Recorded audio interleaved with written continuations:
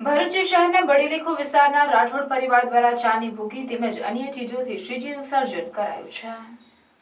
બડીલેખો વિસ્તારમાં રહેતા રાઠોડ પરિવાર દ્વારા છેલ્લા 3 વર્ષથી ઘરમાં જ પોતાના હાથે વિવિધ ઇકો ફ્રેન્ડલી ચીજવસ્તુઓમાંથી શ્રીજીની પ્રતિમાનું સર્જન કરી ગણેશ મહોત્સવની ઉજવણી કરવામાં આવે છે।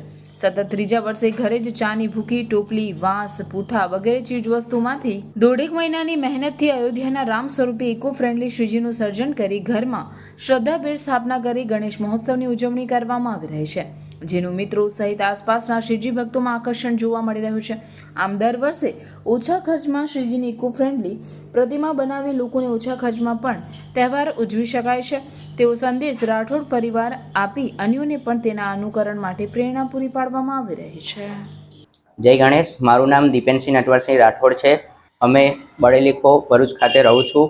છેલ્લા 3 વર્ષથી અમે ઇકો ફ્રેન્ડલી મૂર્તિનું ઘરે જ બનાવી ઘરે સ્થાપન કરીએ છીએ, જેમાં પહેલા વર્ષે લાકડાના વેરમાંથી મૂર્તિ બનાવી હતી, બીજા વર્ષે દેશી મકાઈના દાણામાંથી મૂર્તિ બનાવી હતી, આ વર્ષે અયોધ્યા મંદિર શ્રી રામ સ્વરૂપ ગણપતિની સ્થાપન કરેલ છે, જેમાં અમને પેપર, પુઠ્ઠા, વાંસની પટ્ટી, વાંસની લાકડી, ટોપલી, સૂતળી અને સૂકી ચાનો ઉપયોગ કરીને ગણેશજીની સ્થાપન કરેલ છે।